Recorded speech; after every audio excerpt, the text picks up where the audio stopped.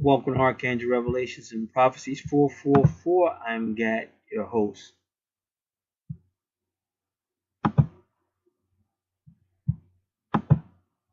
A viewer requested this birth natal chart analysis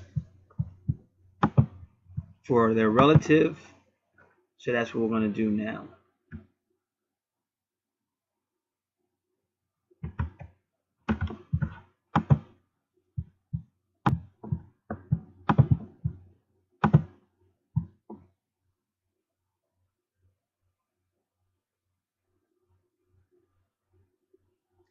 Alright, so the first thing you're going to notice is the first house will be the EP, the East Point.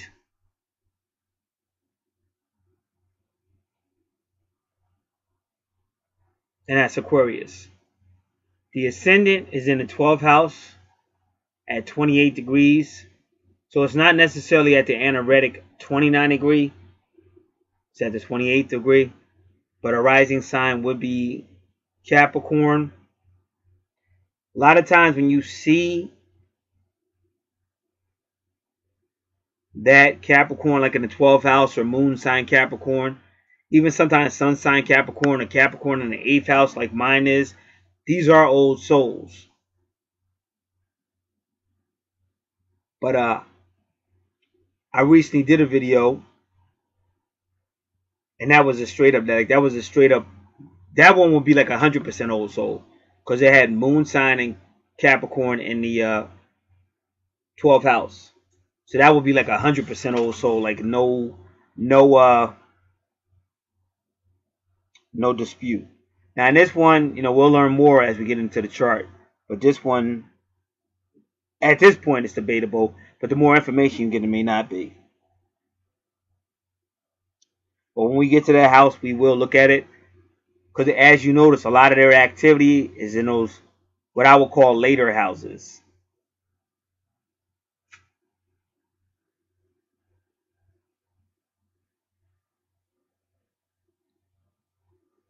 But it is moon sign Aquarius. Now remember, Aquarius rules the 11th house.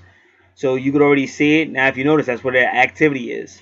So they have a lot of 11th house stuff with the sun in the 11th house. And then the moon is connected to Aquarius. They have a sun moon, because Aquarius rules the 11th house. So sun moon Aquarius relationship.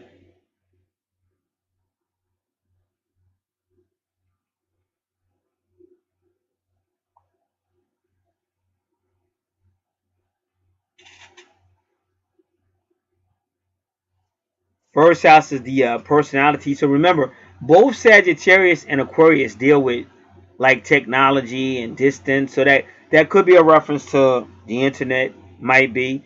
But Sagittarius is long distance traveling, and Aquarius is the people, friends, association groups, relatives, communities. So this person will have some type of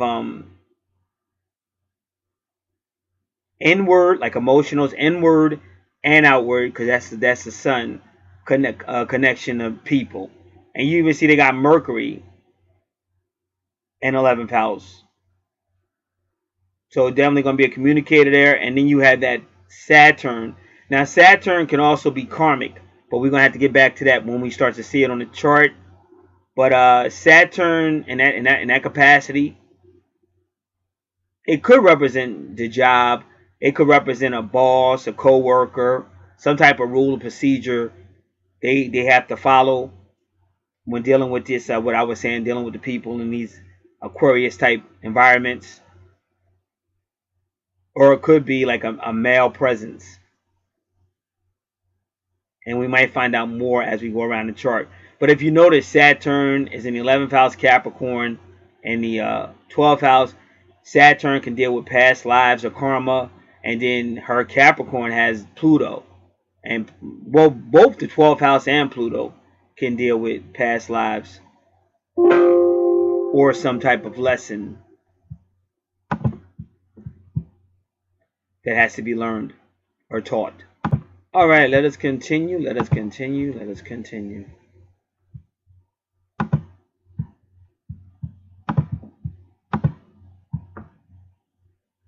So we'll get there when we get there. But so far, moon sign Aquarius, again, that's like a motherly love for the people. So they will have an interest in the people. But they'll also be good probably with technology. And remember, whenever you do a person's natal chart, you're dealing with their past, present, near future, far future. All of it's on the natal chart. And you're also dealing with past lives, depending on what you find on the natal chart. So that's why sometimes, like, you just, it may not be going on. Like, if they're older, you might bring up something that they don't forgot about. You know what I'm saying? They say, oh, that never happened to me. And then when they start to think about it, they'll be like, oh, yeah, that did happen to me, but that's a long time ago. And if they're younger, it may not have happened yet. So they'd be like, oh, that never happened to me, but it did happen or it's about to happen. A lot of times, people come to me right as it's about to happen. Because like I said, at the end of the day, your birth natal chart is your blueprint. Whether you choose to get it done correctly or get it done with an expert, all that's up to you. But you still got angels out there. You still got spirit out there. They're still trying to get you to do it the correct way. So that's why a lot of people, as soon as they get their natal chart done, all these revelations come and all this shit is going on in their life one way or another. And they got all this shit they got to address or deal with a process. Because it's been like loading up. And they've been waiting for you to get there. Because I know when I first met my guardian angel, he was just standing there. He was like just waiting right there. Like just looking at me. And when I first got connection with Archangel Gabriel, he was kind of like mad. He was like, what took you so long? Like, this took you a long time. Like, you got a lot of work to do. That was like the first thing he said to me. So, again, this stuff is real. It goes on. And I'm going to say it again. It's always going to be a war between whatever you want to call it. Good, evil, however you need to process it. But especially when you start waking up. Because the more you wake up, the more you're going to begin to be aware of it. And Matthew chapter 13 talks about that. The Messiah told you the 4 different ways that, say, the evil does to knock a person off their forward motion as far as spiritual maturity, spiritual growth. And each person's different because a lot of people are not spiritual people anyway. Not really spiritual people. They might get a feeling or something. It's like a person go to church, but they're not really into the word, and they're not really spiritually growing. They might be growing with the church or have some type of outlook on life, but they're not really spiritually growing. So these are different type of people, and that's also going to play a major part on how this hits you. Now, see how her moon sign is 10 degrees? That's Jupiter energy. That's the wheel card. But as soon as you go to where Aquarius rules over the 11th house, you see Sagittarius. So Sagittarius is Jupiter energy because Jupiter rules Sagittarius. So we'll learn more. Like I said, a lot of revelations are going to come when she gets to that other side. You're going to give she's going to get some revelations going counterclockwise. But once she gets up to those like house 12 through 9, you're going to get a lot of revelations.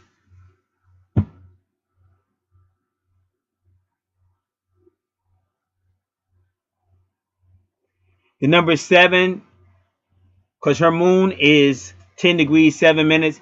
The number 7 is a Chariot card, but that's still Cancer energy.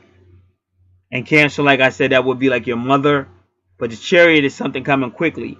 But what I get out of it is she'll have a motherly, inward motherly to be with the people, friends, association, and groups. And she may find herself being universally blessed by that.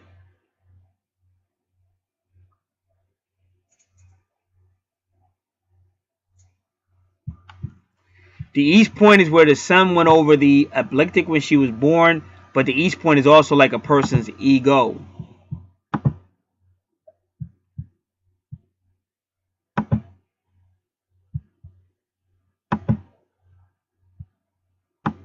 And each person's ego is different.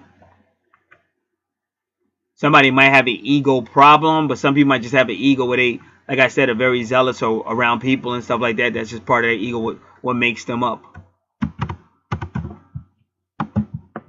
Your ego doesn't have to be arrogant.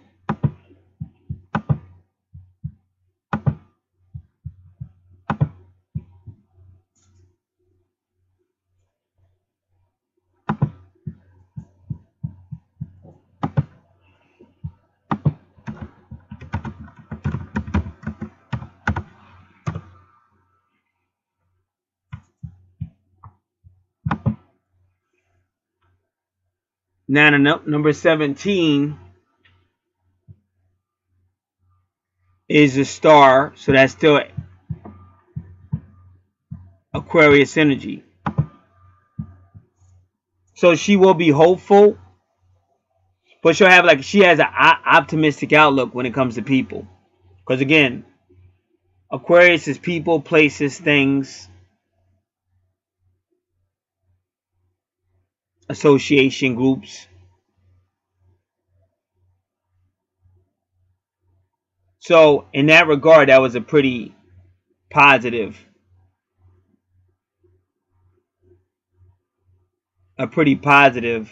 first house.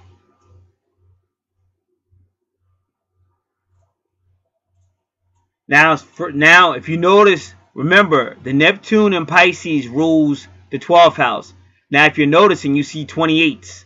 If you look at her second house and the 12th house, you see 28s.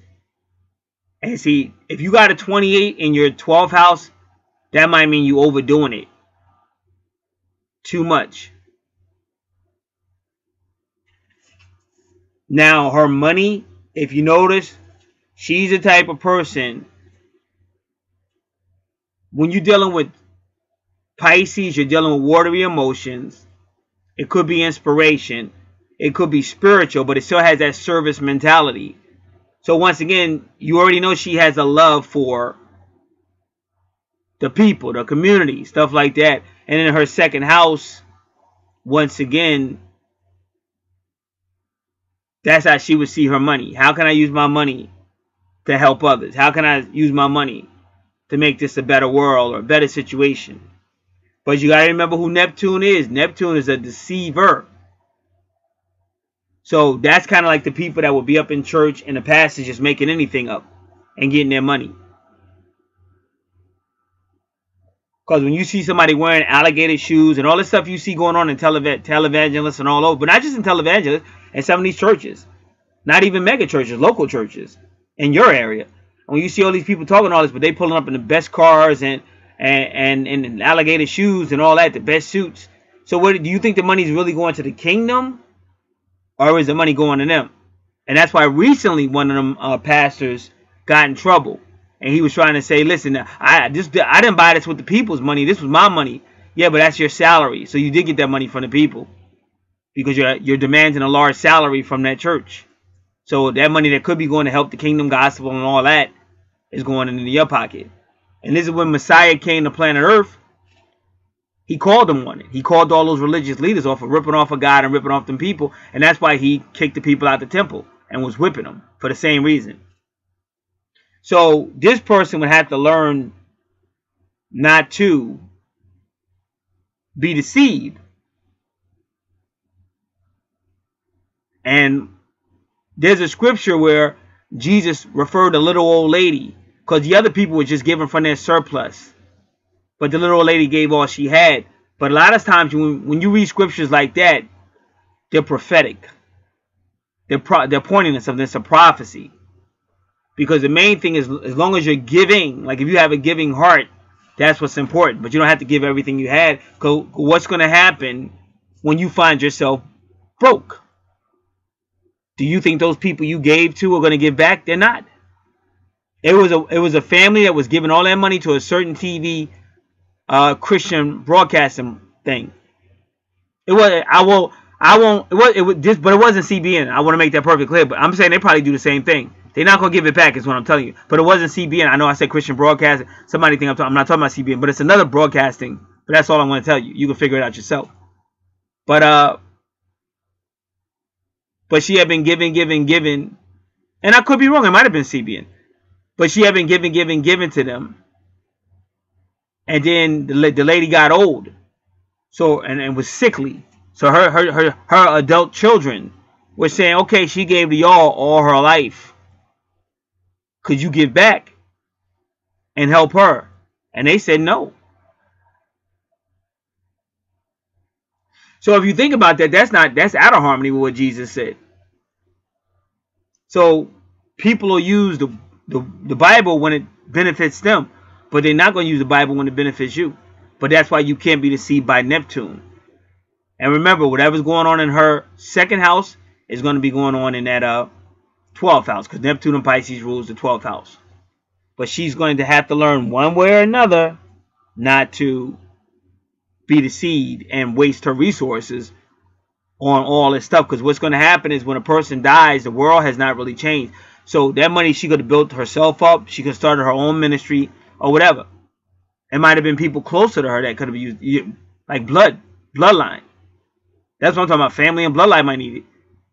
But now she done gave it all away to them, and they're not going to be there for her when she needs it. And that's what Neptune. Neptune is a deceiver. So that Neptune is 11. Like I told you, 11 can either be Libra energy, which is the Justice card, or it can be Leo energy, which is the Strength card. But whatever it is, it's still 28, which means she's extreme with it.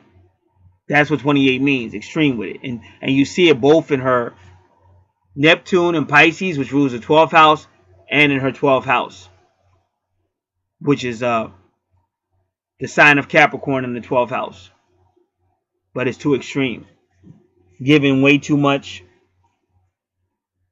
And then you see Chiron retrograde. Now, why do you think Chiron's retrograde? That's the wounded healer, meaning it ain't been no healing because of the reasons I just told you. Now, remember, the first house is ruled by Aries, so she's going to be aggressive towards the community and people and stuff. And the second house is ruled by Taurus.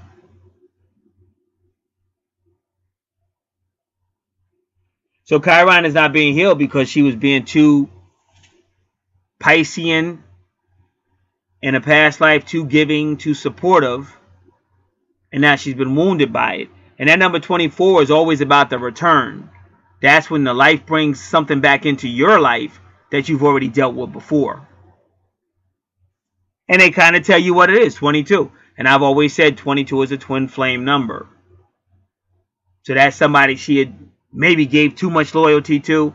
Maybe she just believed the person no matter what, and she's ended up hurting herself. Because again, that's what happens when you just naively believe. And that's why most of these people tell you that. Oh, just have faith, just believe. But they're not telling you the truth. Again, locally, it was a lady that had a little bit of money. She could have paid her phone, she could have paid her electric bill. But her church said, no, you got to give us your tithe. And she had to, they made her decide. So she got pressured, gave that money, and then her lights went out. So when you really know the Bible, and when her lights went out, the church ain't do jack. Just talk about her behind her back. That's about it. Just gonna talk about her behind her back. So again, you do give, but not to sacrifice yourself. And whenever you got 28, that extreme number, and anything about service, that means you're giving too much. And when you really have a correct interpretation of the Bible, tithing ended with the Old Testament. All that Old Testament stuff ended at the cross. And the Bible tells you that. You still give, but you're not required to give any certain percentage. But you just give from the heart. But you don't give so stupidly that now you're broke and you maybe don't have no food, or now you don't know what to do. When God bless you with money so you could take care of yourself, but you gave it away because somebody suckers you. And that's what Neptune is. Neptune is a deceiver. I can honestly tell you, I think Neptune and Pisces are the worst. Especially Neptune. Because Neptune is a deceiver. But Neptune and Pisces are the worst signs to have in that second house. So if this was her parent, that would be the main thing I would try to stress the teacher. That it's good to give, but not to kill yourself and burn yourself out or let somebody play you out. So now you start to get the Uranus retrograde, which is interesting. And also Pallas is retrograde. So you know she has some type of issues with either Aries or Gemini. You can already see it because you get all these retrogrades coming up. But yet good fortune is there. Now when you have Aries and Uranus retrograde, because Uranus retrograde can sometimes mean a revolutionary, like a past life revolutionary.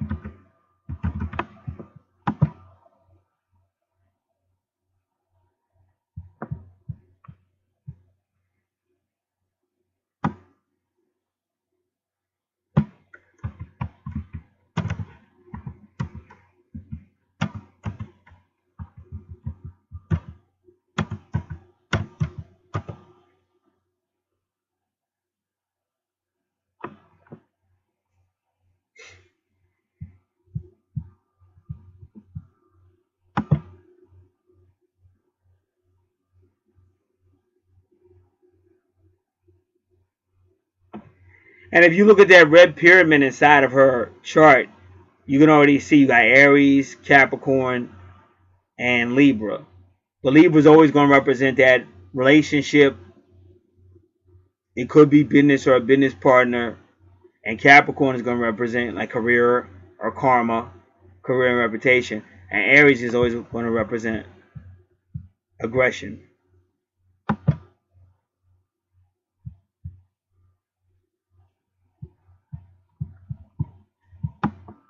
And we'll talk more about that as we go through that. All right. But now I'm trying to get to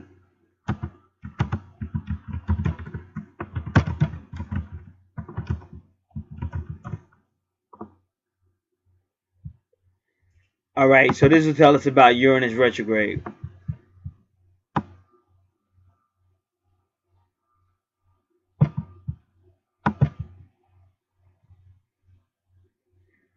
Again, Uranus retrograde is anything that comes out of anywhere. And remember, Uranus rules Aquarius. So that's why you got all this Aquarius going on. Because, see, one thing about Gemini and or Aquarius, they don't go deep. So that's what it's looking like. It's looking like she gave it all. Maybe even in a past life or in this life.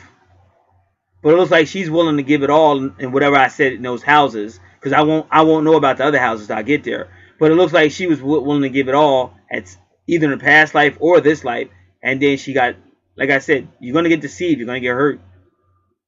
And now you got the wound to heal her and all that. That it's hard to heal.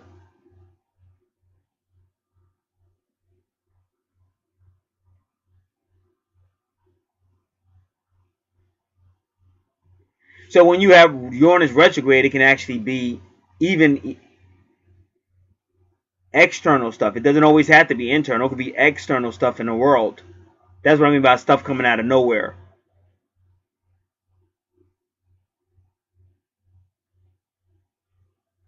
And the Uranus retrograde can cause a person to act differently.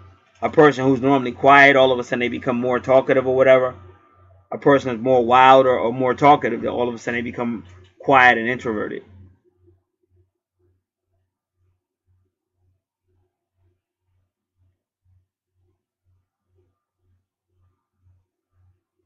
So they say, however a person perceives you with a Uranus retrograde, you can totally change that. And remember, see, Aquarius is how she's perceived in her first house.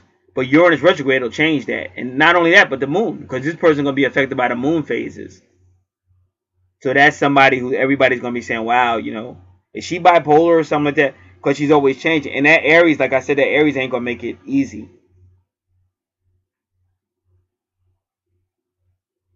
So remember, this is the third house of communication, small children education, publishing. I believe I said communications, creativity, brotherhood, siblings, multitasking, mental work.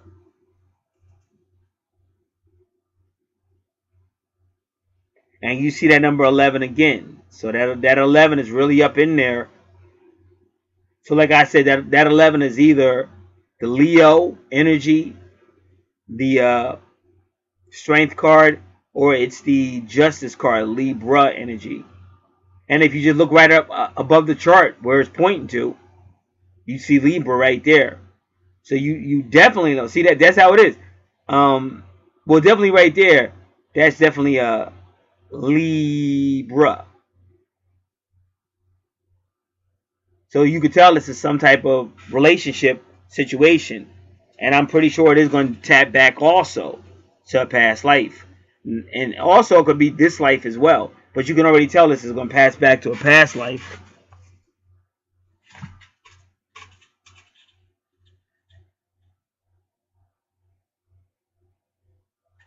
So let's read more about the Uranus retrograde.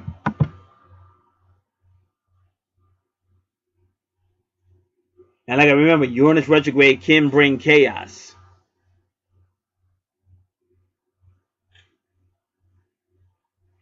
So they say a person with Uranus retrograde, especially in the 3rd house, but they can be very extreme. But we already said that because of them number 28s. So they can be extremely extroverted or extremely introverted. But that's like that. I told you that's the type of person who'll empty their pocket out under that deception. Because if you notice at 12th house, they have a lot of activity. Because the 12th house is all about buildings, and those buildings can be churches and stuff like that.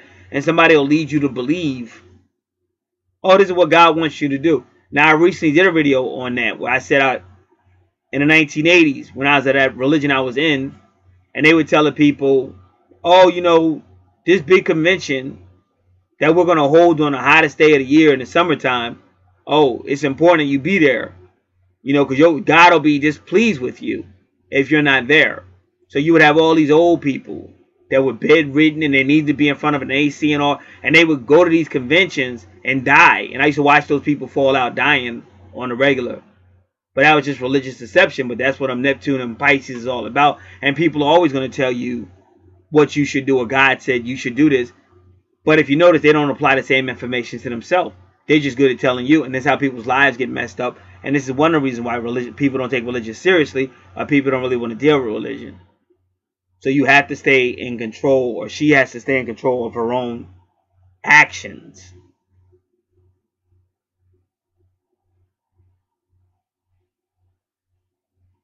People do the best they can do to serve God, but then you have to realize that most of these people lying to you, and nobody's going to be perfect.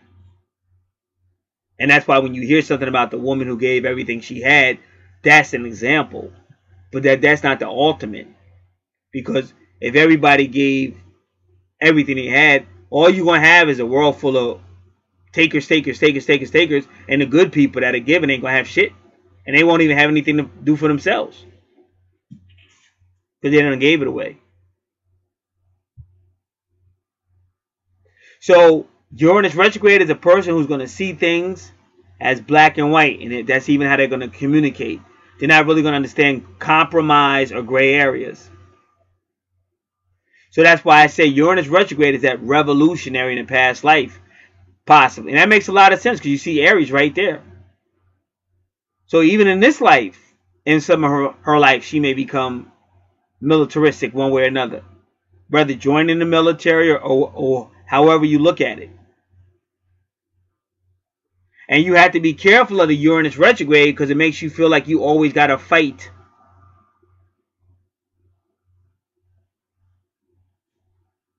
The authority. And you see that Saturn, which is kind of funny. You see that Saturn in her 11th house. So Uranus retrograde is always going to fight that authority. And they're always worrying about fairness. And see, that's another Libra trait too. Because Libra is always fighting social issues and stuff like that. And you could tell she's that type of person by her chart.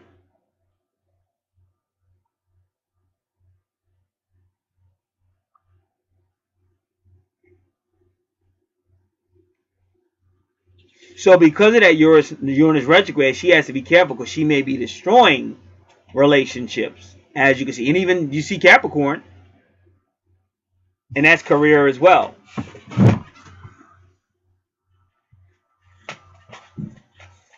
Because I've seen jobs where somebody will be working there 1 minute, and the manager or somebody will say something to them, and they're ready to go home. They're ready to tap out and go home immediately.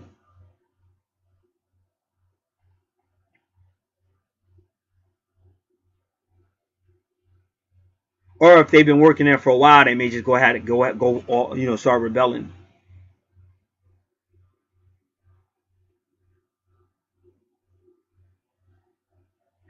So this person has to learn compromise, how to work with people, give an inch. Give an inch and you might be able to get a mile back. And they also have to learn to live and let live. Because some people, like I just did a video with that. It has psychic in the title on his channel, but I might put that on unlisted.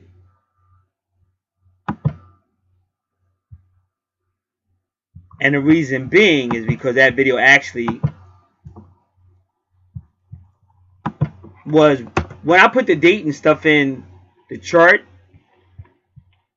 There was no way I could know when I did it till later on and got found out. But say I put the date in, everything's fine. Put the time in, everything's fine. But when I put the city and state in, when that menu opens up that you can choose the state and all that, it actually causes the date to change. And you won't catch it. But it was a sweet read, though. Don't get me wrong. The read itself was sweet, but it was based on that date. But like, I'm a different mind. Like, I know things happen for a reason.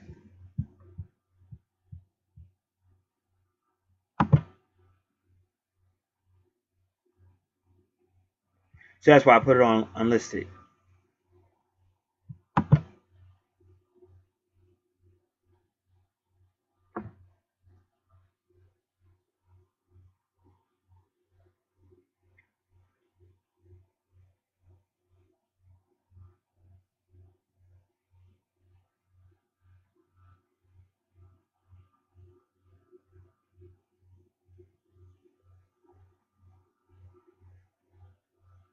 So they're saying if they don't get a grip on a Uranus retrograde, it's going to affect their how they stand with other people. And see, what happens with those type of people, they think everybody should be like them, extreme, and they cause problems as well. And that's why they be thinking everything's unfair when it's really not unfair. It's just that everybody's not extreme like you or really idealistic like you. Because that will be a borderline before sanity and unsanity. Because what we've seen so far is going to be, you've seen the 28s and all that. So, like I said, something I had to learn. When you go to anywhere, whether it's Jehovah's Witnesses, wherever you go, you're going to hear people telling you, oh yeah, we should. Or yeah, a good Christian would. But they're not going to do it. So what happens if you get a naive person or a person that doesn't know any better, they try to do it. And in trying to do it, they make a lot of enemies or they mess their life up. And again, that's what happened with Joseph. That's why his brothers wanted to kill him. Because they weren't trying to do all that altruist, pure stuff. They were too busy trying to rip their father off and get money that they really didn't deserve to have. And that's what you're going to see when you go on these religions and stuff. That's why all you hear about is pedophilia and all kind of crazy stuff, all done by religious people. So when they say when you have a Uranus retrograde, you have to learn how to accept. Don't look at life from a Neptunian Pisces deception, because life ain't perfect. You have to realize that wherever you're going, people are going to say one thing and they're not going to ever live up to it. And you got to be able to adjust your thinking and actions towards that. Not telling you to go out and be evil or corrupt or deceitful, but you got to realize that pretty much the world that you're in is like that. And that way you can protect yourself and protect your children, because that's why all these children get molested, because they keep trusting these people. Even though these people have been molesting children for years. And some of these priests have left one place where everybody knew they was a pervert, and they go to another place and be working, they still around kids and stuff. You say, well, how does that happen? Well, it happens on a crazy planet like this one. So that's why you have to learn how to protect yourself. This is why your natal chart comes out, all this stuff is on it, so you know what areas of your life to be looking at and protecting yourself.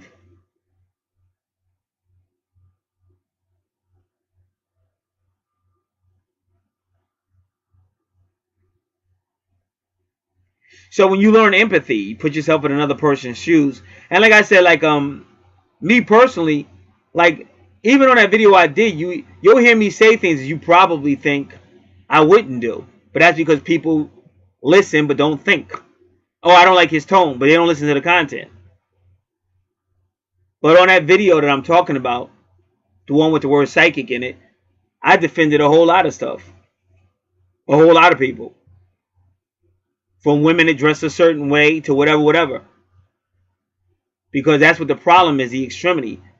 You may not agree with something, but that doesn't give you a right to attack that person, whoever they are. They still have a right to live, and they have a right to make their decision. And in this country, they give you a whole lot of freedoms. And even God will let you go the way you want to go until judgment. But that means until judgment. And again, that's God. Like when they say nobody can judge me but God, they're right. So you may not like certain things, but that doesn't give you a right to attack these people or try to make their life miserable. Because especially if you're calling yourself a Christian, because you're going against Christian. That's not Christian principles. So that's how you learn what a Uranus retrograde. You just have to tone it down. Learn how to be realistic, not idealistic, and learn how to compromise and learn how to live and let live. Because otherwise, all you're going to do is distance yourself or hurt yourself. Or once you lose a job because they say you were intolerant, you're going to lose your own. You're going to sacrifice your own income.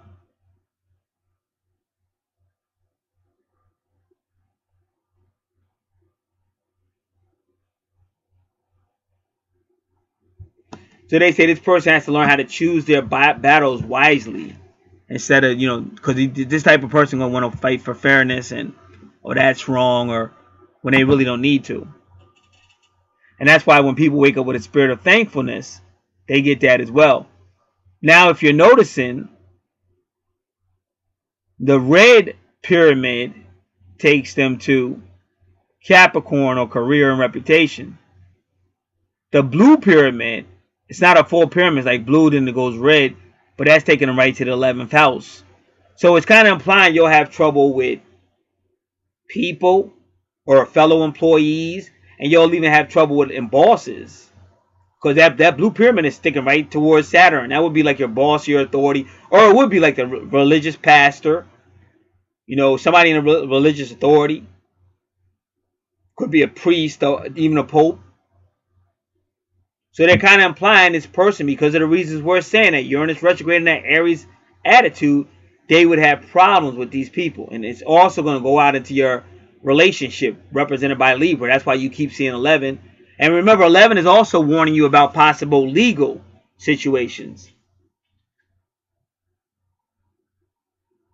Because like I said, in my neighborhood, I had to learn that, because you had a lot of people doing a lot of shit they shouldn't have been doing, but the township didn't care. And the township didn't care because it's not being done to the township. Like, people can throw stuff all over your spot, but you can't do nothing about it for the most part. But let me go in front of the township. Let me go to where our township authority is, and let me go out there and start throwing stuff around their spot. I bet them cops will be out there quick, or somebody from the township going to be out there real quick to charge me a lot, or whatever they can do to get me to stop doing what I'm doing. So that's the real world. That's why I said people have to be aware of the real world.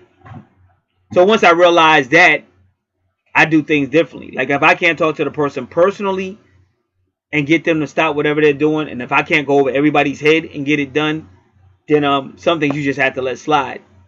Because all you're going to do is do a whole lot of barking, and ain't nothing going to happen. And in cases like that, it's usually going to get physical.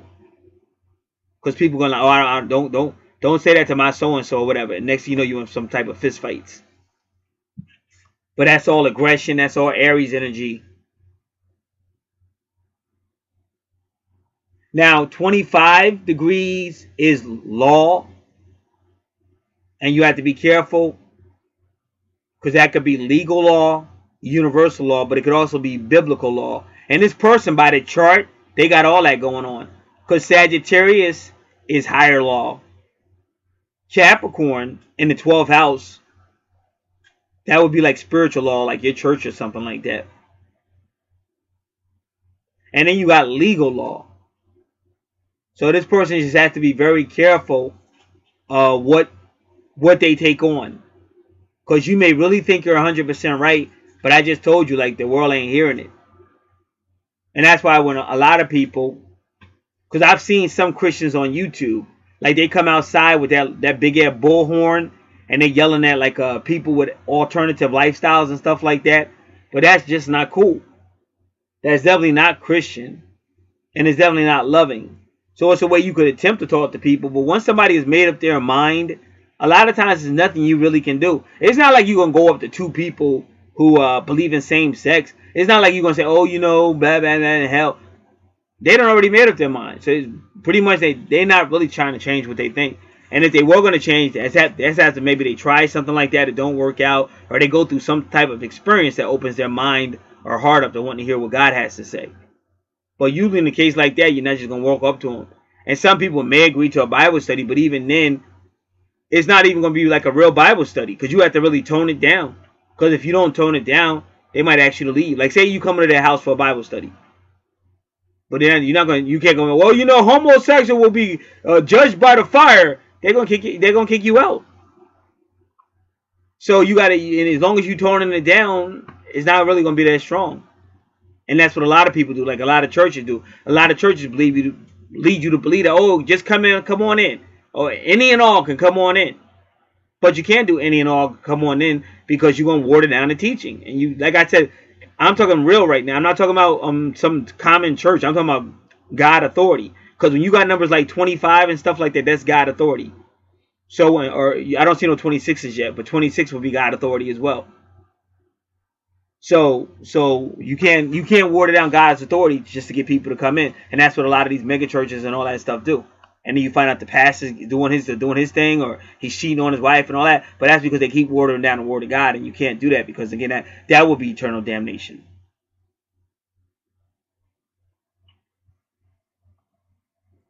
So now her good fortune in the 3rd house is at 6 degrees. 6 degrees is the Lover's card. The number 6 is also planet Venus, but the Lover's card is also about doubt. And then they got 1 degree, which is Gemini energy, ironically. But Gemini energy is the magician card. But what is a magician known for? Kind of deception. She has a lot of deception, but he can make you see things that are not really there, like an illusionist. He's the magician. So once again, you see her being set up at some point in this life or in the past life. And even if it was in a past life, I still am telling you it's probably much going to be in this life as well. Like maybe being too devoted and too ready to follow through with what somebody says she should do, but it's not going to be to her benefit. And then Pallas retrograde, really, that's a soulmate asteroid.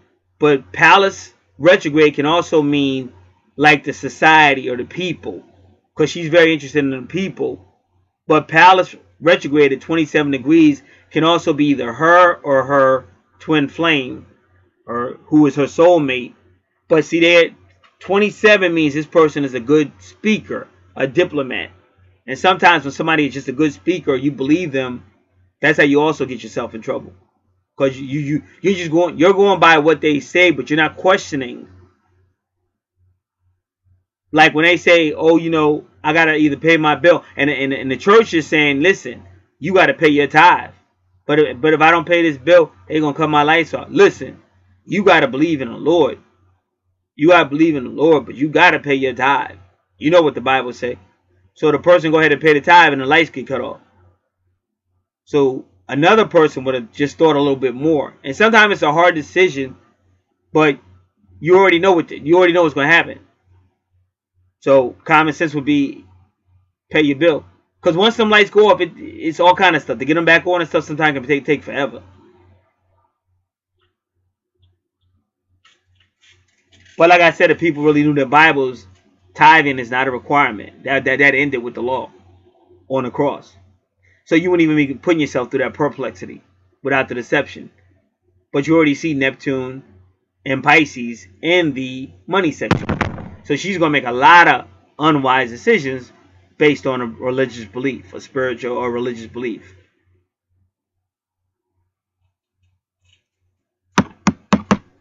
Now, Taurus in the 4th house, that's supposed to be about family, teenage to adult education, land, property, or real estate.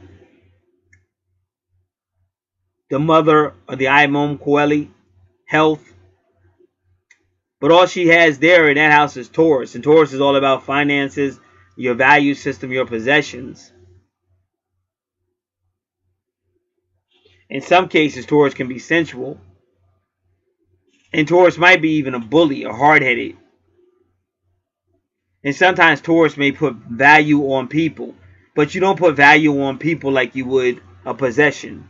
But Taurus tends to do that.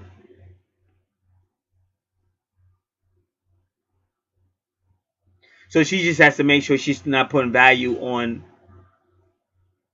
people like a possession. Because you can follow her moon, because the moon rules the 4th house. The moon rules Cancer. Cancer rules the 4th house. So you already see her moon sign has to do with the people. So she might be making that mistake of, or she may make that mistake in this lifetime of putting value on people. But you got to treat people like people, because they're not your car. They're not your watch. So you can't put value on people. Like when R. Kelly says, you remind me of my Jeep.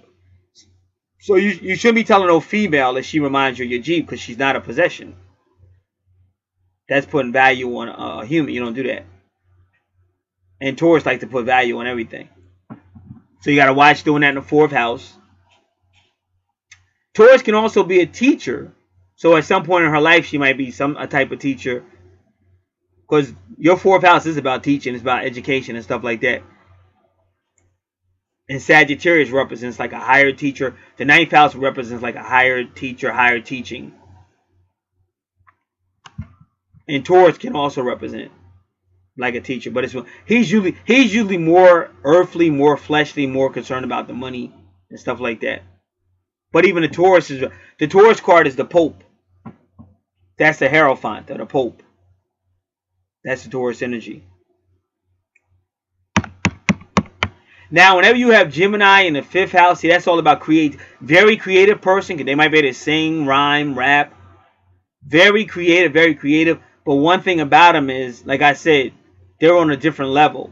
Like they just want to, like I got relatives like that. They could run, go around the world. They got endless energy, socialize and all that, Aquarius stuff, all that. But when it comes to like sitting down and cleaning up behind themselves or cleaning up the house, they're not going to do it.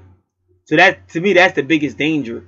Because there's nothing wrong with having fun and enjoying your life. Nobody's mad at you. But when you can't do anything else but that, and you always got somebody else doing your work for you, that's not cool. And that's how a person will start to strongly dislike you or stuff like that. So that's pretty much what's going on in the 5th house. So she's very family minded, but it just seems like she didn't have a whole lot of family stuff. Because you see in her 4th house, that's family, not a lot there. And her 6th house is home. And family's there, but it's still not a lot there. So whenever you look at her 4th house or her 6th house, you got to follow that moon. And see, again, it's the people. That's the family for some strange reason, which we haven't been able to find out yet.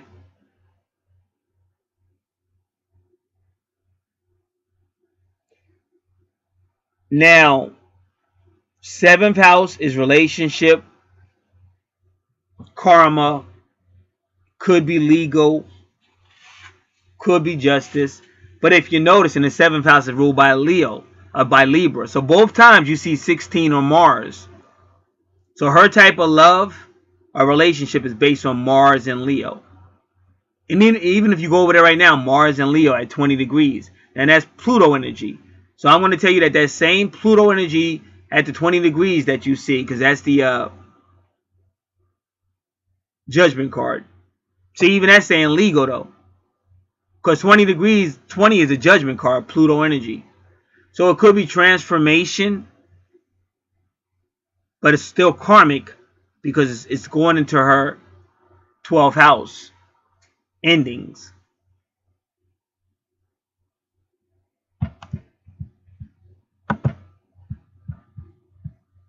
So the first thing we want to get a better understanding of is Mars and Libra.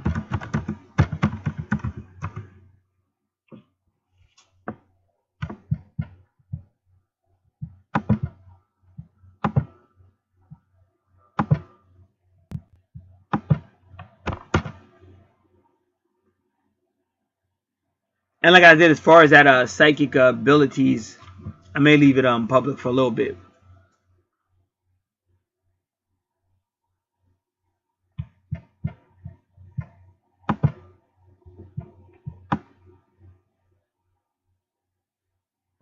So Mars is frustrated in Libra.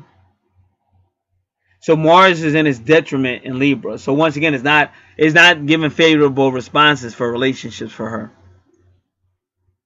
But the truth of the matter is, on this planet, how many relationships really are not dysfunctional or got issues?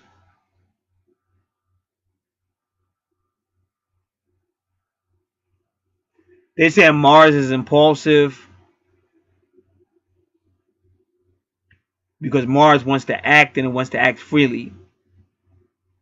But with Libra, you're dealing with the scales of balance.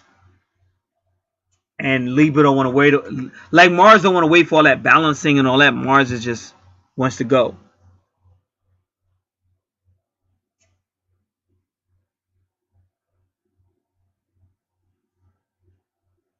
So when you have Mars and Libra, Mars wants to act, but with Libra has to weigh all possible actions and stuff like that.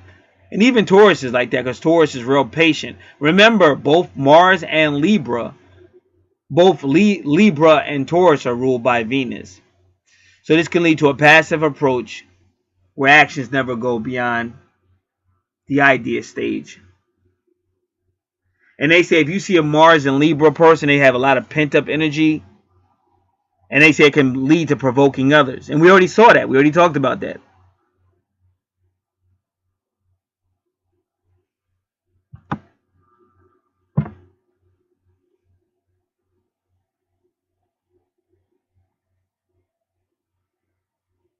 So Mars and Libra, you got a lot of Aries, which we already saw.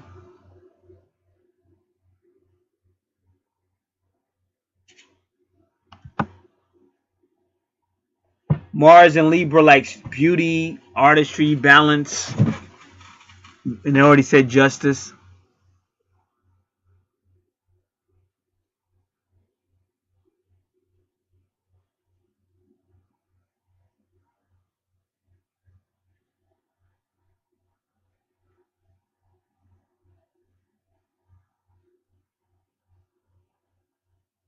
So Mars and Libra, well, Libra's like that anyway, because Libra wants to be inspired, and Libra is kind of like in a fantasy world too. But that's why we already said that. The reason why she's spending up her money in the second house is on the ideas based by somebody she's associated with.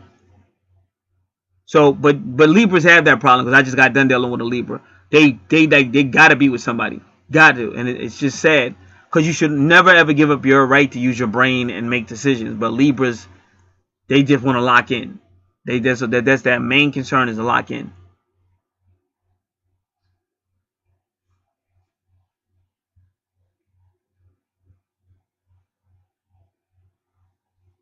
So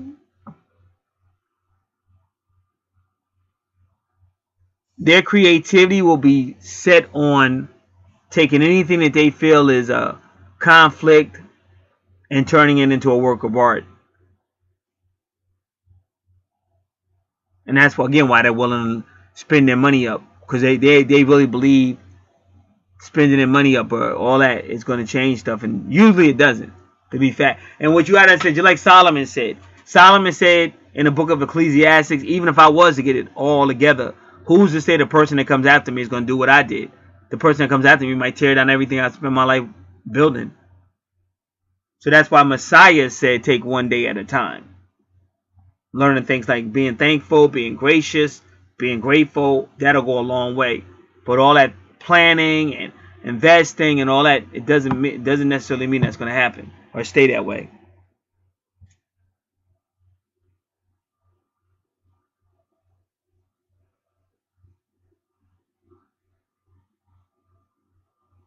So Mars and Libra wants to be seduced. They want foreplay.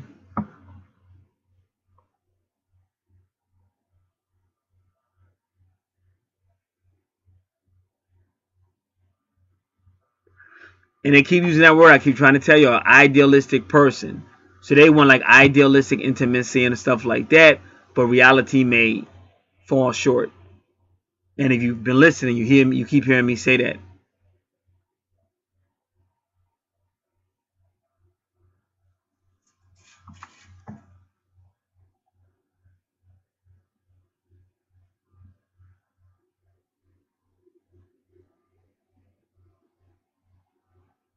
So they say, but Mars Libra people can unlock the sexual passions of a partner.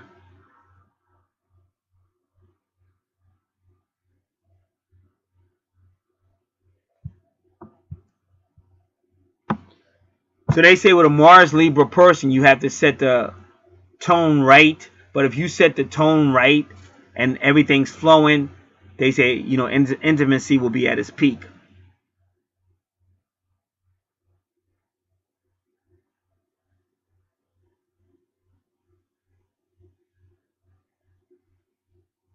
So Mars and Libra people don't like rude, lowbrow, or bullying type behaviors. But like I said, they want to be in the fantasy world. They want the whole situation.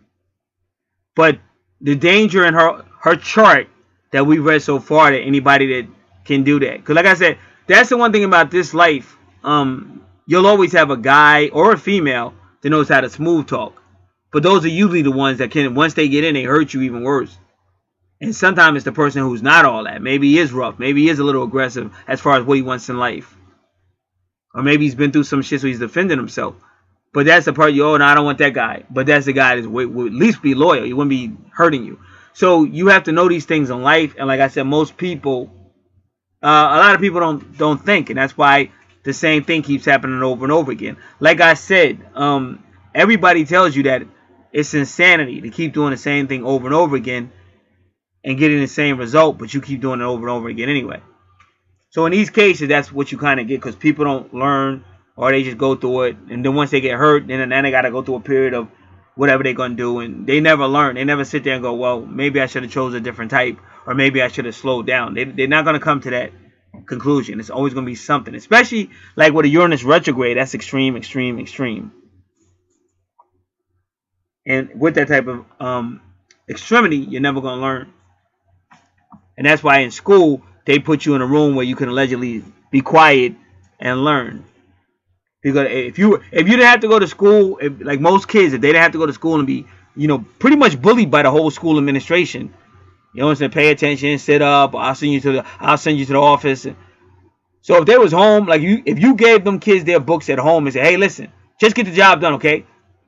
Each day I need you to turn in a paper, just get it done. They're gonna be all over the place.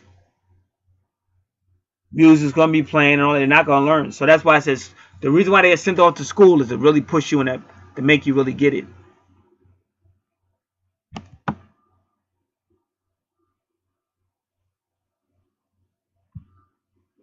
So with Mars wanting to be aggressive and Libra kind of wanting to slow it down and feel it and get in tune with the energy and the taste, that could be a problem as well. But we've already been noticing that. Even when you saw that number 6, I think that was 6 degrees in the 3rd house. But it was fortunate. But it still is. See, number 6 is the Lover card. And the Lover card can be about what we just said, uncertainty, doubt. And that's what you have here. And I think the reason why she has it is because she's been hurt by it before, probably in a past life. But it may happen again in this life. So she's going to be a little doubtful, a little hesitant to love, even though she may want it.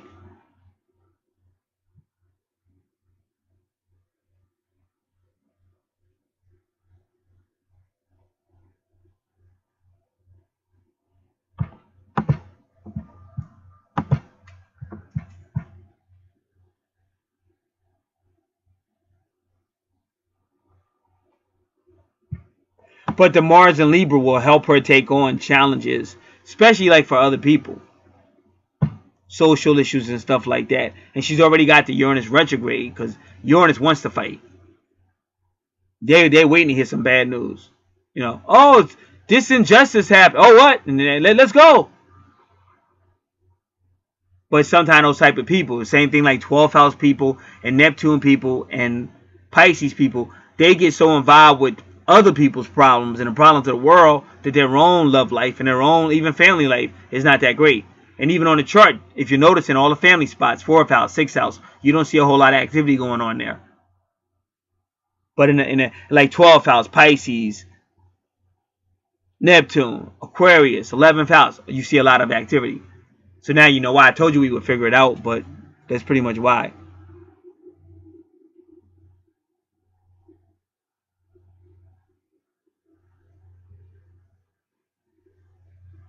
So somebody, this is always astrology.com, that's saying that these type of people may have a rather low sex drive. And I don't think that they have a rather low sex drive. It's just that their expectations are higher. And they want somebody to open their combination. And that's why. And a lot of people don't know how to get to it. Because what people like that, especially if you've been hurt before, you start putting up barriers. Like you might even stop making eye contact. So people may try to make eye contact with you and you won't make it. And they already can tell, why this person will never make eye contact with me. So that already pushes them away. But what you're doing is you just don't want to be hurt. So you're doing anything not to get hurt. and you'll do a whole, it's body language and stuff. You won't look at people when you talk. It's a whole lot of stuff that's done. And that those are the same people that go, wow, am I not attractive? You know, why don't all women are, or all men are? But really, they're the ones sending out the body language and the signs that are telling people to stay away from me. But what they're really saying is, I don't want to be hurt. I don't want to be hurt. So it gets complicated. But like I said, at the end of the day, anything a person tries to put their mind to can get better. Because once you become consciously aware of it and begin to take conscious steps about it, you may be able to pull yourself out of that. And a lot of times, sometimes they put people in like social classes as far as how to talk to people, how to get along with people, dancing classes or something to get them to break the ice. There's ways over it to overcome it if they really want to overcome it.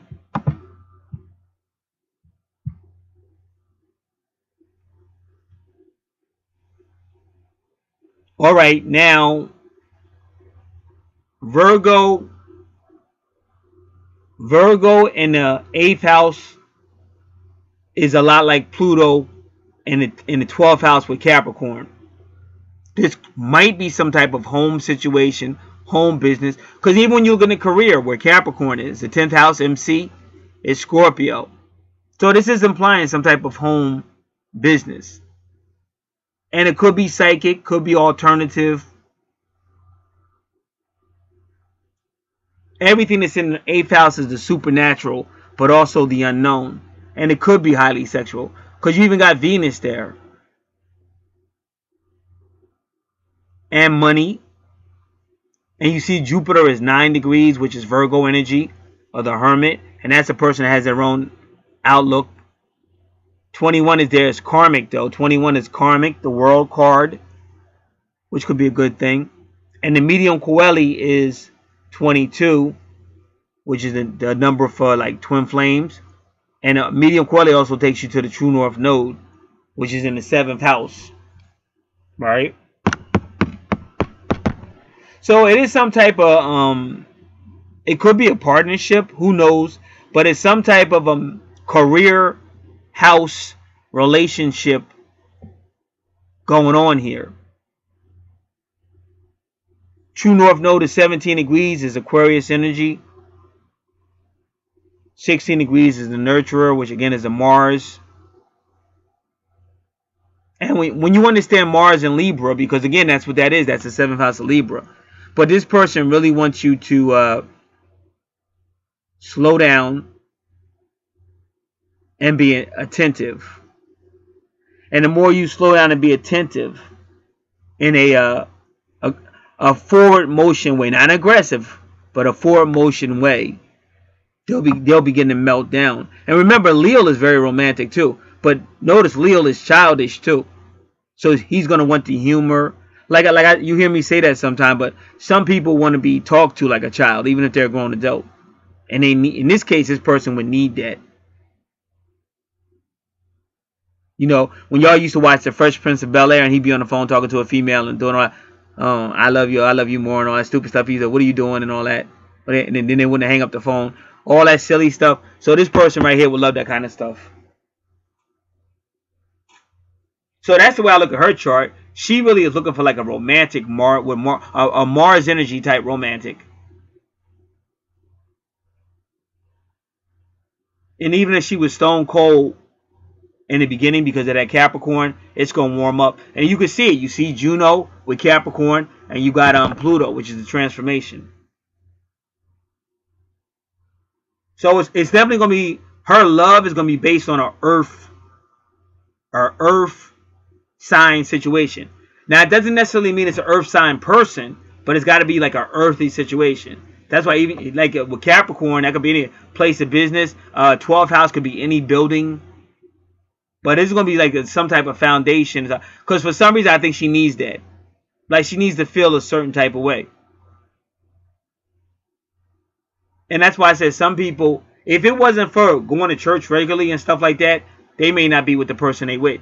Some people are together with so-and-so only because they go to church. Because if they didn't go to church, they wouldn't be worrying about what people think. And they would probably go ahead and get it separated or cheat on a person or whatever. But because they know every Sunday or whatever during the week, they're going to have to be there. People, they don't want people asking, where's your so-and-so? So they do it. Like for some people that whole religious stuff can be, well, it'll keep them together even if they're not happy. But like I said, if you really want to be honest, a lot of relationships ain't happy. So whether they in church or not, they still not happy. They still dysfunctional. But this person kind of needs that foundation. And like I said, that foundation is usually based on idealism, which is not necessarily true. But in order for this person to really function, they need it. And I'm saying the reason why they need it, I think because in a past life, they've been played out before. So they're going to be studying. This is the type of person that's studying you, even if you don't know they're studying you, and they're trying to figure it out.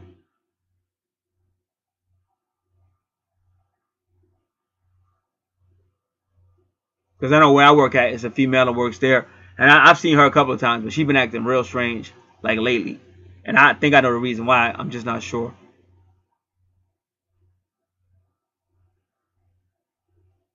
Because you don't know what be going on in people's mind. And you got to remember, whenever you're dealing with a Mercury energy or Gemini energy or third house energy, and in her case, wherever Mercury is, which is her Mercury's in the 11th house, and that's what we've been talking about, Aquarius. These are people that are coming to conclusions in their head. And Libra is like that, because Libra stays in their head a lot. They stay in their head a lot. So you'll have somebody that's kind of like choosing you, even though you don't even know you're being chosen, and then they may see you do something, and then they just get mad at you, and you don't even know why this person's acting the way that. That's how that female was. But I've seen her look at me a couple of times, and I remember one time it's a female that works there, and I was talking to that female one time, and when I just happened to catch her out the corner of my eye, and she looked, and when she kind of saw me look, she kind of turned her head real quick, but she took her hair and like hit it. You know when somebody like female, because if you know females, they do a lot of shit with their body and their hair and shit. So she pushed her hair back, like she just pushed it, like she's kind of pissed off. And it's been crazy ever since then.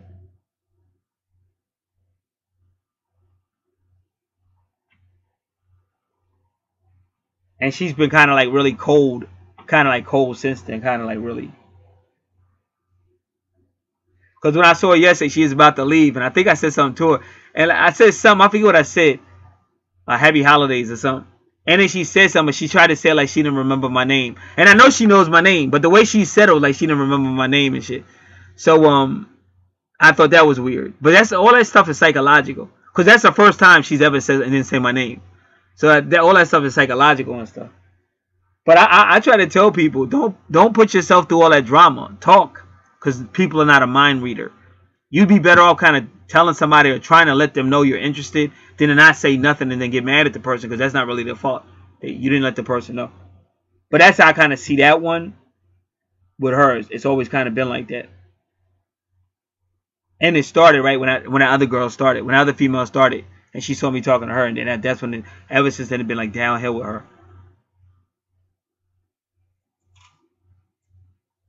So that's what I kind of see on this chart. That's why I'm saying that the Libra, everywhere, her 7th house where you see Libra, or even the number 11, because that's the Libra energy. So this is a lot of stuff that's going to go on in her internally. And the 12th house is also internally, and I've already shown you the connection. So this is an internal person. It's going to take somebody who can get through.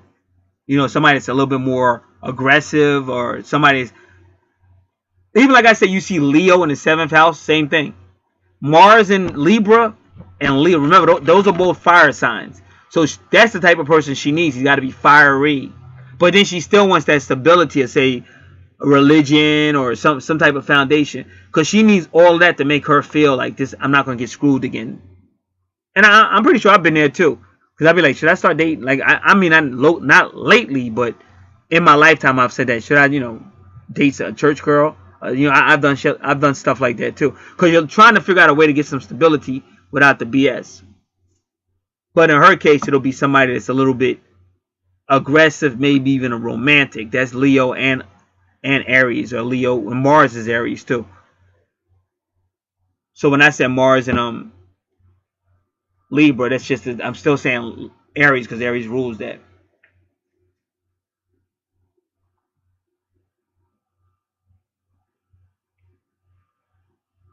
All right, now whenever you see Vesta in the 10th house, be careful of abuse. And all you got to do is look at her Libra. See Mars, because I already saw that. As soon as I saw Mars and Libra, I said, well, that could be abuse. And then even Aries down here with the all those retrogrades that started happening once we got to Aries. So you have to be careful of Vesta in the 10th house because that's Capricorn and Saturn energy. That could be abuse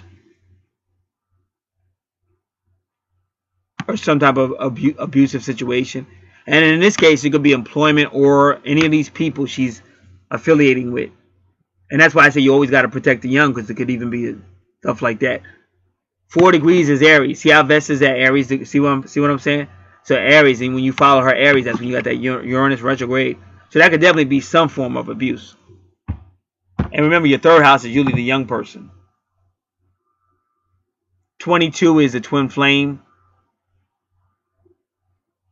Jupiter at 9 degrees is the Virgo energy, which in this case is in the 10th house, but it's also the 6th house. And it's all about Jupiter. Also is finances and good fortune and expansion, but it's also your belief system. So is Sagittarius because Sagittarius is ruled by Jupiter. 21 degrees, world card, Saturn energy of love. So that's what I'm trying to tell you. See my point? That Saturn, I think, is this dude as well. But see, it could be a different people because you got soulmates, you got the twin flame, twin soul. But that Saturn energy, but you definitely know it's 21 Venus, and that's what I'm trying to tell you. And remember, Saturn is also past life, and that's that number 27 that I already told you. Look in the house where Aries is. See my point? 27 again. See, this is a smooth talker. This is the dude that's going to talk to you. And remember, Gemini is also the smooth talker. And the card, the magician card, he makes you believe anything. He'll make you believe he pulled a rabbit out of air when you know that's not possible. But he'll do it and make you believe it. That's a magician. Because somebody's going to make her believe, even empty out all her money and stuff. And I believe it's already happened in a past life. But that's that funny about the past life. It can happen again. This is when twin flames see each other and they just don't want to be around each other and they just go crazy. They can't get around each other. That's because they've hurt each other so much in previous life. Because somehow, for some reason, you still know. And I saw one guy's natal chart, and I told a woman what I saw. She said, "You're right. That is how it is." Because he wanted nothing to do with her. Because his natal chart was happy until it got to the relationship sectors and stuff like that. And he was running. He wanted nothing to do with it. And when I did that chart, I actually got mad at her. Because that's when I was going through my twin flame thing. And I felt the same way. He was running from her. And she said, "I know." She said, "I know." She said, I know how our past life was. And she said, "I'm not the same person. I'm trying to make up with him, but he wants nothing to do with me." So her chart will have a lot of that. But somebody will get in. Through the fiery personality and not giving up, or they will get in. But in this life, you can already see it on her chart. She would rather just serve humanity. She'd rather not even deal with that hurt that she had from this guy before. But at some point, he will get in.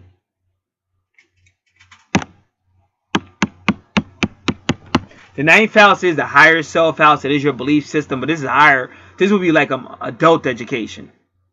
Like after high school education, higher education, long distance travel, things like that.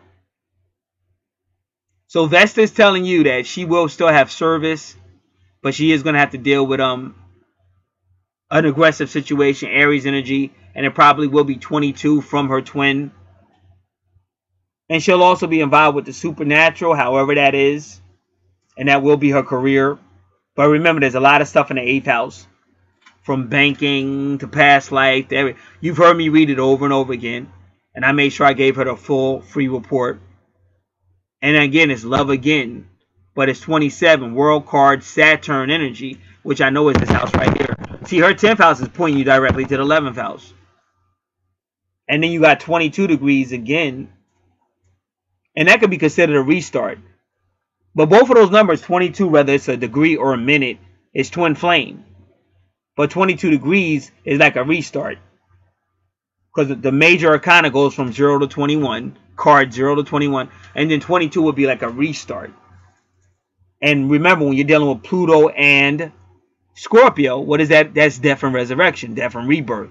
And that's what you're looking at. And that medium coeli is part of her 7th house. So this is still Libra energy or a fire sign and stuff like that.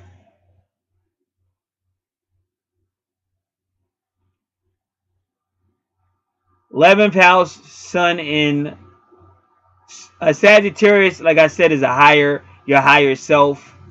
Sun in Sagittarius at 2 degrees. 2 degrees would be the high priestess, but 2 can also mean couple.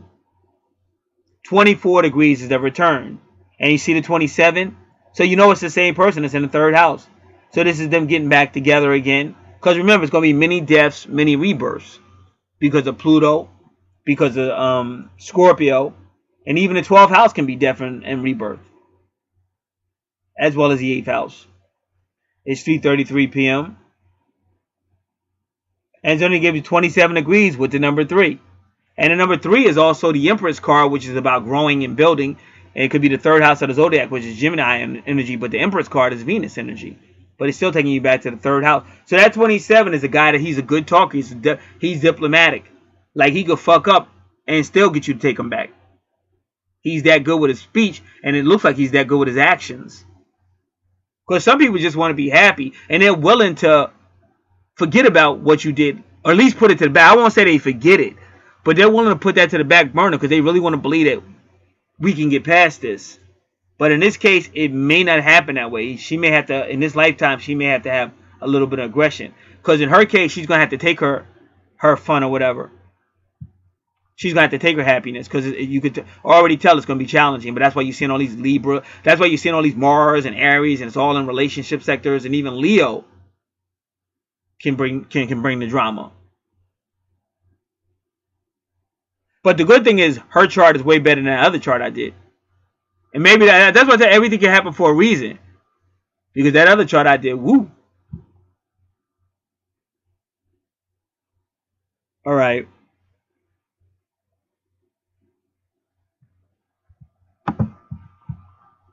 Alright, so there is a danger in her 12th house, which I'm going to explain. But I think it's apropos and pertinent that I explain a couple of things. Now, thinking about that female I'm talking about at my job that actually has some type of internal whatever. And sometimes people have subconscious stuff that they're not even aware of. But even yesterday, I saw her look at me. Like I had my back turned or something. Then I turned around. When I turned around, she was like staring. And we made eye contact. And, she quickly turned her head. I quickly turned mine. But now I kind of get it. Now that I've been thinking about it, I think it's fully understandable. Even in cases like that could be some past life stuff too. Because if you think logically, it just shouldn't be that strong, But I could tell it is kind of strong with her. Because me and her have never talked. Like, a lot of these females I work with are relatively new and stuff. So, it's not like we've had no issue. We've never done nothing together. We've never had no long conversations. Or nothing like that. But it makes me go back to other places I've worked and stuff like that. Like, just to give it one, I'm going to give a couple examples. One was, when I was younger, I worked, and it was this white girl. We were all teenagers or whatever, working in a fast food restaurant. And I never knew, but that she just started cooking food. Like, at the end of the night, I think they used to give you, like, one meal. I think they used to pay for it. You only had to pay half price. I don't really remember. But she would be cooking my meal and shit. And I didn't know. You know what I'm saying? I didn't even know her like that. Like, I didn't like her. I didn't like do nothing. And yet she would sit there and make my meal like all the fucking time. And I remember the first time she made, I was like, why is she making my food and shit? So a lot of people do hold stuff in, and some people act on it, some people don't. And also, like I be trying to tell people, you're in a warfare, a spiritual warfare. So you never know what a person. Somebody told me this a long time ago at that same job I'm talking about. A black dude from Detroit, Michigan. See, this is how I'm telling you. This is how I know I gotta say shit, because the person I requested this is asking about the Detroit, Michigan.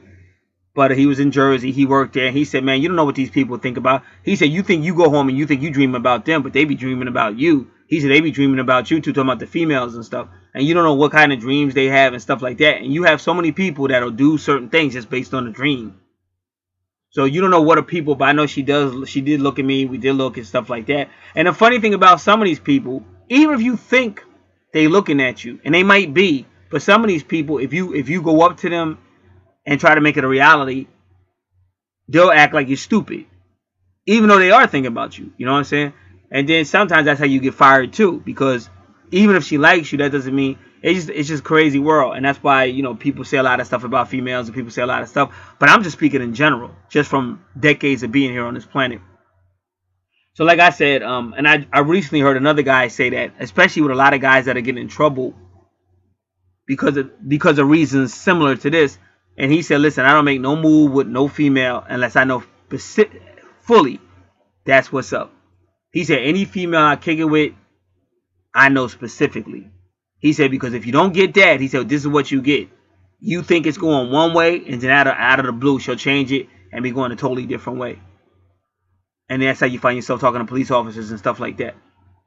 And so me, it's just stuff I learned. Even when I was younger, I was always like that. If you wasn't like if what you allegedly feel isn't strong enough to make you move on it or act on it, then I don't believe that. But I always was like that, even if I knew all this stuff that I know now. But that's not always true too, because some people do need you to draw them out. But you just got to be careful, because that could blow up in your face. And I always tell anybody, whenever it's your place of employment, that's not the place to try to figure it out, because you're going to get fired. Because if it goes left, they're going to fire you. And that's why I tell anybody, you be smarter. Anything on the workplace, you be smarter. If that person really wanted to talk, if they really want to talk to you, why does it got to be at work? So you could be getting set up. They should talk to you after work. Both of y'all can talk on your day off. There's plenty of times to get to know somebody if it's real. So that's why I never took that situation seriously, because that's how I felt, and just for different reasons as well. And but I could tell, looking back, I can kind of tell that something's going on with her psychologically, or something, or some, maybe even internally. But it's just stuff she does. Like I had already told, when I be doing these videos, I'd already spoke about it. I already told everybody that was listening. You know, when she did that with her hair, I could tell. And she really was looking. Like when I was talking to that other female, she was really looking. And when she did that with her hair, I could tell she was a little perturbed. And then from then on, she ain't never talked. And I know she knows my name. It's nowhere in the world you don't know my name. And then when she tried to act like she didn't know my name yesterday when I spoke to her. But that's how people do you when they mad at you and shit. That's a female thing. She acted like she didn't want to speak and shit. She had looked at me a couple of times. I looked directly at her and she didn't really say nothing. But the universe is gonna make you see. So the universe put us in the same room as the break room, and then that's what I spoke. I said something to her, and she ain't said my. She just looked at me like she ain't know me. Like she looked at me like she ain't know my name or nothing. And now I kind of like when she walked past me, I had a smirk on my face. Like I know she ain't trying to act like she don't know me and shit. I said, this is crazy, because I can't believe it. And so and then it made all the sense in the world after that. But but this is just me. My opinion, because I've been on the planet so long, and if you knew how many females I did pursue under those type of semblance, and then they act like it's me, you know what I'm saying? It's a lot of mind games people play, and like I learned, if a person, like I said, I used to say the same thing when I was young. If a person, whatever they feel, if it doesn't move them to act on it, then don't believe that, because I just feel like you're being set up. And in some cases, that's probably not the case. In some cases, but it's just not worth getting yourself in trouble. Or making it, you know, because people say, oh, he's out here trying to talk to these females when you really wasn't. And if anything, she is the one looking at me. But you just mess up everything. It's just not worth it. Because you could just be with somebody who's actually making it perfectly clear that she wants to get to know you better or whatever. So that's how I call that one. Another one was when we used to hang out. It was a female that worked we used to hang out at these restaurants and stuff, and sometimes I would be in there by myself, and it was this female that I think I had spoke to the night before or something like that, real quick, but I had forgot, because you know that was when we was out partying and stuff. So I had spoke to her like the night before or earlier that week, and so when I came back in there, she was just staring at me, and why she keep staring at me? So we kept, and I didn't even remember who she was. I was like, why she keep staring at me? So now I remember who she was. And I said, oh, that's that female I was trying to talk to the other night and stuff. So I kept staring at her, and she kept staring at me. So me and her began to have this strange. It was the strangest relationship I've ever had with a female, but it was the best. Cause like it was so much eye contact and it was so much loyalty that me and her had for each other that it was beautiful. So now I used to hang out with a dude named C Mac. C Mac is now dead, but C Mac was a hater. He was a certified hater. And so one night we was sitting. It was me, C Mac, and it was C Mac's birthday. So where we were sitting was filled with people for C Mac's birthday. But C Mac was sitting next to me. And that female kept looking because there was a lot of females around us that night. So she just kept looking. I could tell she is like getting jealous. And I said, C Mac, I know you ain't going. I said, C Mac, I know you're not going to admit it. I said, but that female right there, I said, she keep looking over because she's jealous. And I told him about it. So he just looked at me and then he looked at her. And then he started smiling. He was like, yeah, I can see it. And I was like, oh, he gonna admit it? So that's how real that was, because he was a hater. He wouldn't admit nothing. He like, yeah. Then he told everybody that was sitting with us about it, and everybody started looking at her, looking at me and shit. That shit was so funny. But me and her had it was just a sweet relationship. But even with C-Mac one day, he was trying to tell her to go out with me and stuff. But I knew she wasn't. I wouldn't ask her because I knew it was gonna be some BS. You know what I'm saying? So he was asking her to go out with me and stuff. So she said no. And so then I looked at her, I said, I know. I said, that's why I wouldn't ask you, because I knew you was gonna say no and stuff, playing all these games and stuff. And so but we just had a relationship like that. She would walk by the chair, she'd hit the chair on purpose and shit. She would just do crazy shit, but it was sweet. Like it was unbelievable. Like that's like the most number 2 romantic stuff I've ever done with a female. Now I did a lot of stuff with females, but that was like romantic, like real creative romance and shit. Like I'm a Leo, plus I'm a Gemini, ascendant Gemini, and Sun sign Leo. So that was up there. That was definitely in the top 2 and shit. And then one time she needed a seat. I was sitting on one side, and all her and all her friends, because they all worked there, they were sitting on the other side. And I mean, they were sitting next to me, but she didn't have a seat because all her friends had took up the seats and stuff. So I got up and I just moved to the other side and just sat there to give her a seat. But we never sat under each other.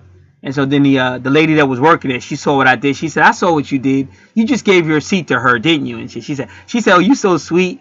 And that was sweet that she caught that, because she didn't even know that me and her really knew each other. Like we really had, like, it was deep. Like the all eye contact was unbelievable, and just the stuff we did was just unbelievable. It was just sweet and stuff.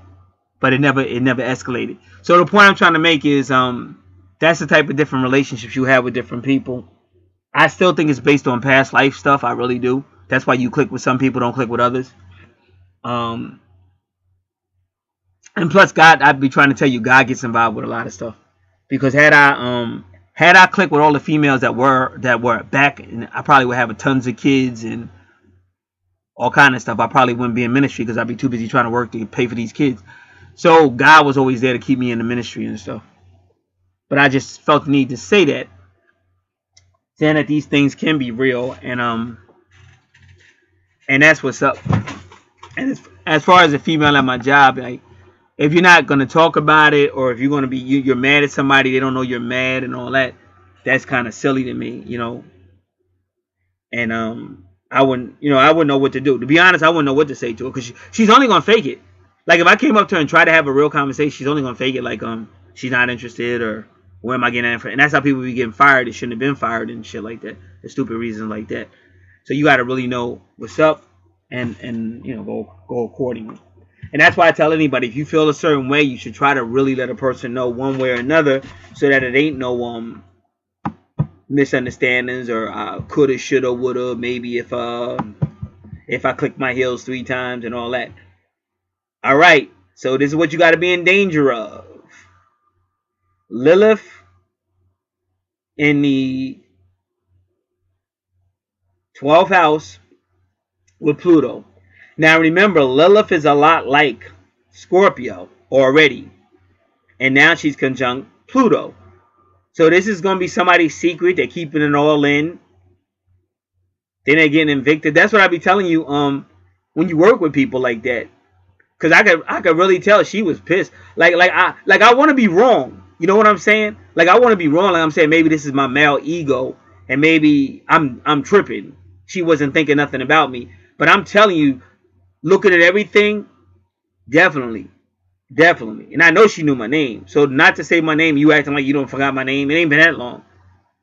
And what would lead you to just forget my name when any other time I see you, you always knew my name? So she's pissed off. Like it's something going on inside of that female that's deep. And like this is what I mean. Don't hide it. Cause what if I did say, could I talk to you for a second? Blah blah blah blah blah. They gonna act like you don't know what you're talking about. Like you tripping. And I just gave you the example that female, like she was 100. If any female should have been riding with me at that time period, it was that female I told C Mac about. Cause she was 100 on, as long as it was like a, you know, walk past you, hit your chair and all that, you know, bump your chair on purpose and shit. Sometimes she used to bump my chair real hard and shit. It was just funny.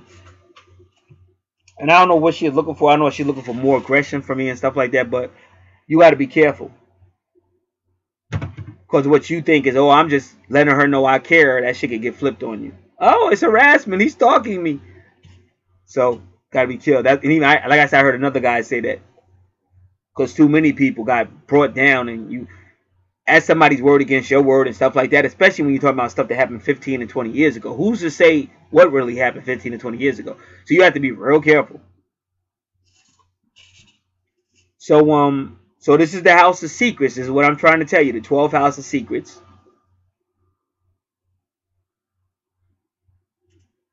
Her Lilith is 9 degrees, which is going to take you really back to the Virgo energy, which is in the 8th house. And you even see the number 8 there. So you know they're talking about the 8th house.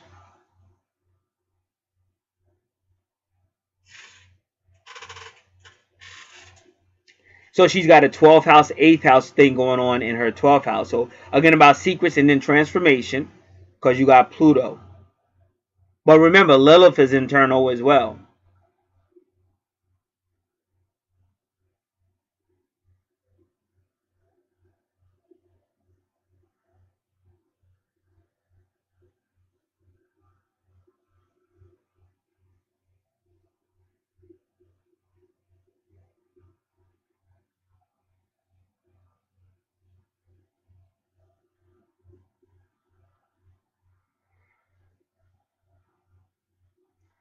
Capricorn is career, reputation. It's also karma, but the 12th house is all about karma.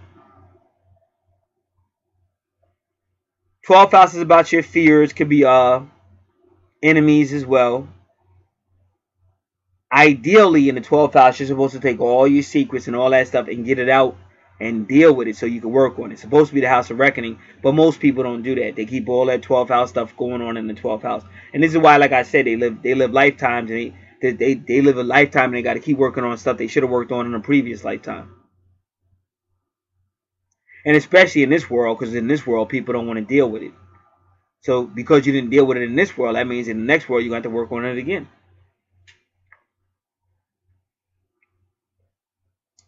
But it's also career. So like I said, somebody with a Capricorn in the 12th house, remember that could be built any type of building. Any type of building they could have a job. Well, most people work in some type of building anyway, but it could be any type of building. Whether it be county jail, prison, police station, courthouse, church, hospital, mental ward.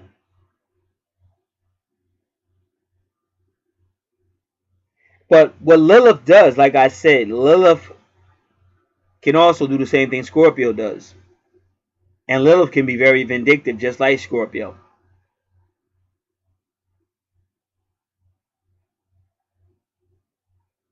And they, pay back, and they keep it all in.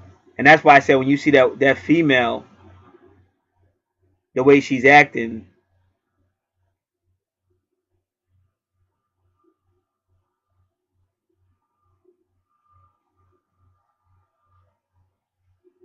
because the 12th house is all about dreams. That's what I'm trying to tell you. The 12th house is all about dreams because it's ruled by Neptune and stuff like that. So these are people that might have dreams that, in a dream, oh, this guy's my prince, my knight in shining armor. He's my prince, and in her mind, she's saying, well, maybe he'll talk to me today, or maybe he'll come over here today, or maybe I'll just walk through where he's at just to see if he's going to talk. And they're staring at you, like when you see somebody staring at you and you can't figure out why. Sometimes it's stuff like that. and then they see you go talk to somebody else, they're like, oh, and so inside they're angry, like they really want to hurt something. So that's what you got. This is what this is. And then, like I said, Pluto is about mystery. It's about power. It could be about sexuality. But you just got to be very careful because everything's a secret in the 12th house. So it's going to be secret sex and secret. And again, this is a person who might be attracted to like an older man or older whoever because you got Capricorn there. But she's still looking for a serious relationship because Juno is there. So if I was just going to read this, it would be you might find yourself in a serious relationship with either Capricorn or Pisces or maybe even a Scorpio.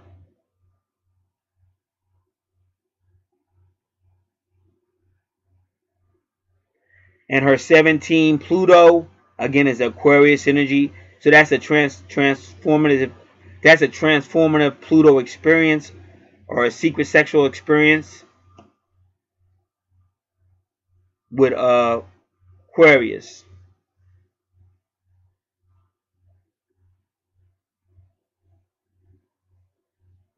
And that's what you see in the first house with the moon sign.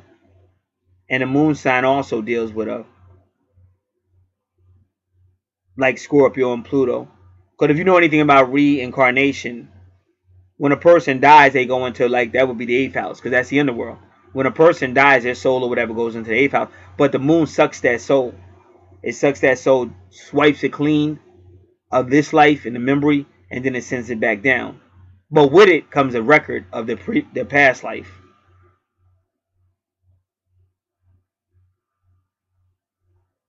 So Juno is at 21 degrees, but that's Saturn energy, and that takes you right back to the 11th house.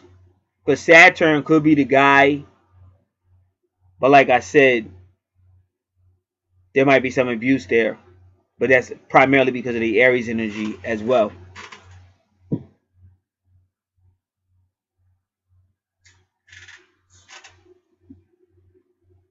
So remember, we talked a lot about the Magician card and we talked a lot about Gemini.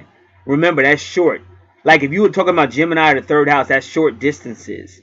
Now, if you were talking about Gemini in harmony with your place of employment, that would be somebody that doesn't keep a job for a long time or part timer. So when you see Gemini or number 3, because her Juno is 2 plus 1 is 3. If you see Gemini or number 3 in regard to the relationship, then that's like break up and make up. Go together for a little while, break up, then they might get back together. And really, a lot of times, that's what Pluto and Scorpio both do.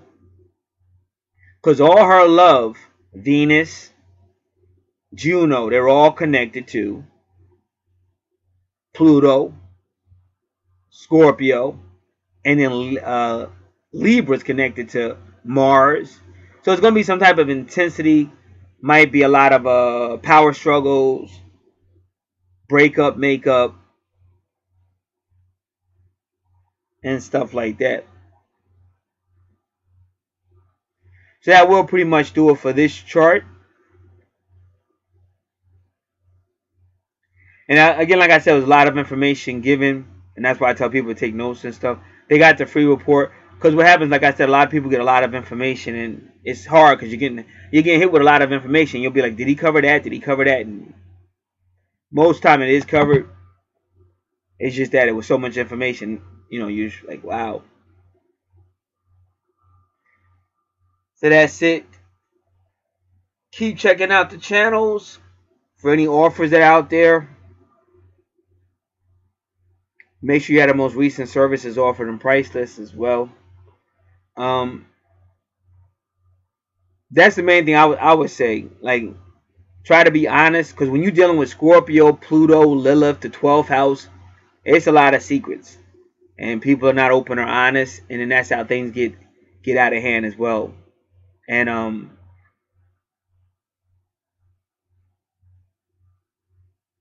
I would tell, like I said, I know people ain't gonna do it, but any female, you have to try to come to grips with what you think or what you're feeling, because you kind of get mad at somebody who hasn't done nothing to you, and y'all ain't never been in a relationship or nothing. That's kind of strange, but that is this planet, and that is kind of pretty much a female type deal and stuff like that. And nowadays people are not wrong for not advancing, because you could try to advance and somebody will act like they're not interested, or act like they weren't staring at you, and they act like they're not interested in you. And there's been many times when a female be like, well, they get jealous because you're talking to somebody else, but that don't mean they want you. They just jealous because you're talking to somebody else. Or somebody tries to interfere with your happiness. It's not like they want to be with you. They just don't like the idea of somebody being happy. So you get a lot of crazy stuff on this planet. So that's why I said you always got to take the move that's best for you, because you don't want to be caught up on some stupid stuff just because of somebody else. This is Gat. I'm out.